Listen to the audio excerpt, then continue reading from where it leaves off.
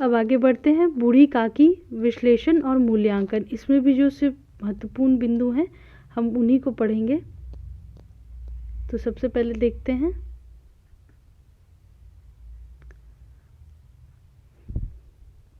इसमें हम सादृश्यों के सापेक्ष यथार्थ चित्रण। तो सापेक्षों के यथार्थ चित्रण में बूढ़ी काकी के भतीजे बुद्धिराम के स्वभाव और मनोभाव का चित्रण प्रेमचंद इस सादृश्य से करते हैं। भतीजे ने सारी संपत्ति लिखाते समय खूब लंबे चौड़े वादे किए, किंतु वे सब वादे केवल कुली डिपो के दलालों के दिखाए हुए सब्ज बाग थे। यह एक वाक्य बुद्धिराम की चालाकी, ठगी, अन्याय और स्वार्थ परता की दास्तान कहता है। आज से 100 वर्ष पहले कुल डिपो की दलाली बहुत गंदा काम था और बुद्धिराम के लिए यह उपाधि किसी गाली से कम नहीं है। इस दुनिया में बुद्धिराम जैसे अनेक लोग कल थे, आज हैं और कल भी रहेंगे। मनुष्य क्रोध में जानवर के समान व्यवहार करने लगता है और तब यह सारी मर्यादाओं का उल्लंघन कर डालता है। उसकी पार्श्विक प्रवृत्ति जाग उठती है। ऐसा ही एक सदृश्य प्रेमचंद रूपा के लिए उपस्थित करते हैं। जिस प्रकार मेढक केंचुए पर झपटता है, उसी प्रकार वह बूढ़ी काकी पर झपटी और उन्हीं दोनों हाथों से झटक कर बोली, ऐसे पेट में आग लगे हैं, पेट है या भाण। ऐसे अनेक सदृश्य कथा के माध्यम से यथार्थ स्थितियों को दृश्यमान करते हैं। भावनाओं को जब अपनों से ठेस लगती है या भरी सभा में अपनों से छोटों से अपमानित होने पर शरीर में स्नायु तंत्र के सारे तंतु ढीले पड़ जाते हैं।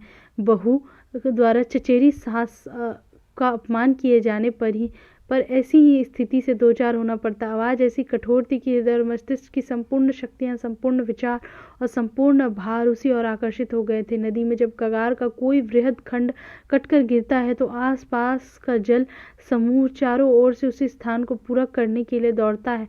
प्रकृति की तरह मानव भी अपनी संपूर्ण शारीरिक और मानसिक ताकत से विषम परिस्थितियों से उबरने की चेष्टा करता है। एक और इम्पॉर्टेंट पॉइंट पढ़ सकते हैं, सूत्रवाक्य, व्यंग और विदुर्प, जिसकी भाषा के बारे में भी थोड़ा सा हमें बता सकता है। बुढ़ापा बहुधा बचपन का। बूढ़ी कहानी की शुरुआत ही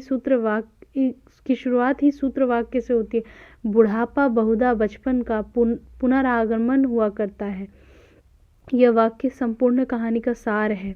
कहानी में आदि से अंत तक बूढ़ी काकी में बच्चों से अधीरता, तुरत फुरत तुष्टि और मासूमियत विद्यमान है।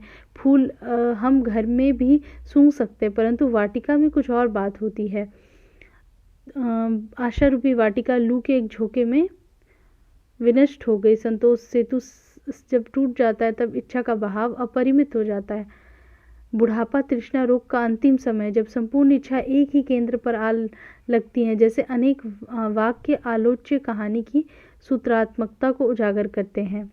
प्रेमचंद की कहानियों में शालीन व्यंग व्यक्ति और समाज के सापेक्ष किए गए हैं। बूढ़ी काकी कहानी में व्यंग्यात्मक वाक्यों के द्वारा कहानीकार बुद्धिराम और रूपा जैसे चरित्रों के अत्याचार और अन्याय को तो उजागर करता ही है, अहंकार, कृतज्ञता, चाटुकारिता, संवेदनहीनता आदि के चित्र भी खींचता है। कदाचित क्षुधातुर वृद्धा का जूठन खाना इस कहानी का सबसे संवेदनशील व्यंग्यात्मक दृश्य है। दीन क्षुधातुर हत्या ज्ञान बुढ़िया पत्तलों से पूड़ियों के टुकड़े चुन चुन कर भक्षण करने लगी। काकी बुद्धिहीन होते हुए भी इतना जानती थी कि मैं वह काम कर रही हूँ जो मुझे कदापि न करना चाहिए। मैं दूसरों की जूठी पत्तल चाट रही हूँ। विदुर्पों के द्वारा प्रेमचंद ने सड़ी गली मान्यताओं, रीति रिवाजों और आडंबरों को उघाड़ा है और उन पर कुठारघात किया है। बूढ़ी काकी कहानी में कहानीकार ने कई स्थलों पर इन सब का चित्रण किया है।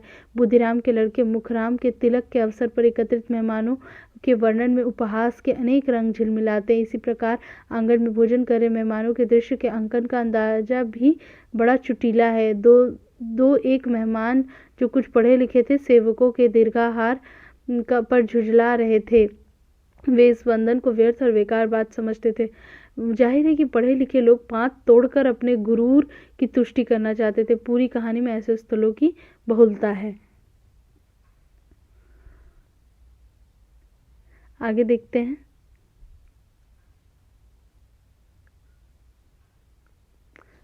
इस इसको भी पढ़ सकते हैं कि रिश्तों की मर्यादा स्वार्थ और लालच की आंधी में तार तार हो जाती। बुद्धिराम और रूपा के आचरण द्वारा प्रेमचंद ने यह प्रमाणित किया। रिश्तों का एक और यथार्थ रूप लाडली और काकी के माध्यम से दिखाया गया। अंग्रेजी पढ़े हुए नवयुवक नाई भाट धोबी कहार बाजे वाले आदि बूढ़ी काकी कहानी में उतरकर सामाजिक ताना माना का स्वरूप पाठकों के समक्ष उजागर करते हैं। समाज के नाते रिश्तेदार रीति रिवाज उत्सव त्योहार इत्यादि सामाजिक वातावरण का निर्माण करते हैं।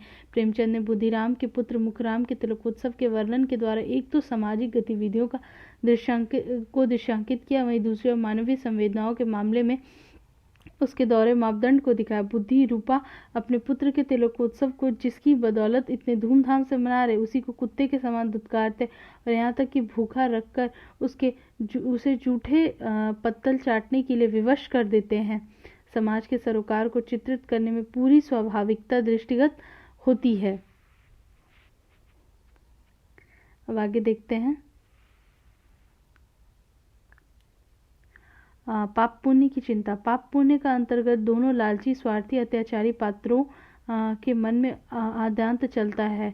बुद्धिराम का मन उसे कचोटता रहता है, किंतु वह नैतिक रूप से उबर नहीं पाता। बुद्धिराम को कभी कभी अपने अत्याचार का खेद होता है। विचारते कि इसी संपत्ति के कारण मैं इस भला मानुस बना बैठा हूँ इस समय, और बाद में तो उसे अपने किए पर पछतावा भी नहीं होता।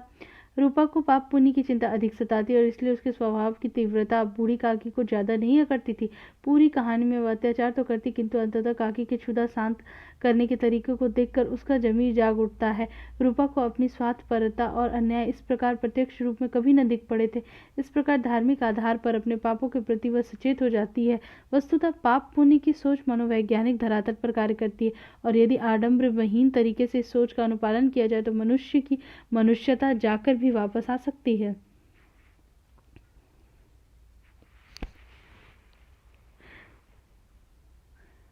आगे देखते हैं। रूपा का जैसे हमने पहले ही बता दिया कि रूपा बदल जाती है, क्योंकि उसको बहुत बुरा लगता है कि कितनी मैं निर्दयी हूँ, जिसकी संपत्ति से मुझे 200 रुपये का आय हो रहा है, उसकी यह दुर्गति और मेरे कारण हे दयामय भगवान, मुझसे बड़ी भारी चूक हुई, मुझे क्षमा करो। आज मेरे बेटे का तिलक था, सैकड़ों मनुष्यों ने भोजन किया, मैं उनके इशारों की दासी बनी रही। मैंने अपने नाम के लिए सैकड़ों रुपए व्यय कर दिए, परंतु जिसकी बदौलत हजारों रुपए खाए, उसे इस उत्सव में भी भरपेट भोजन न दे सकी। केवल इसी कारण तो वह वृद्ध असहाय है। और फिर रूपा काकी से अंतर्नाद कर उठती है, काकी उठो, भोजन कर लो, मुझसे आज बड़ी भूल हुई, उसका बुरा न मानना। परमात्मा से प्रार्थना कर दो कि वह मेरा अपराध क्षमा करे। उसके बाद प्रेमचंद की नारी से संबंधित दृष्टि। प्रेमचंद का संपूर्ण कथा साहित्य नारियों के साथ न्याय करता है। उनकी ईदगाह, बेटों वाली विधवा जैसे अनेक कहानियों के कथ्य के केंद्र में नारी चरित्र ही हैं। भारतीय समाज में नारी सदैव ही पूज्य रही है। यह अलग बात है कि देखने वाला किस नजरिए से देखता है। प्रेमचंद की दृष्टि सकारात्मक रही है, और जहाँ कहीं उन्हें कमी दिखाई पड़ी तो उस कमी को दूर करने के हेतु उन्होंने उसी के अनुरूप कथनांक की रचना की। मंत्रपूस की एक रात जैसे अनेक कहानियों में उन्होंने समता मूलक नारी चरित्रों को उतारा है, जिनकी वही समस्या है जो पुरुष की है।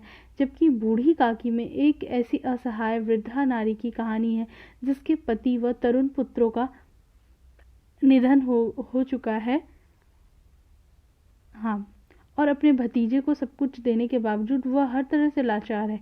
समाज के प्रत्येक वर्ग में ऐसी बेबस स्त्रियों के उदाहरण मिल जाएंगे।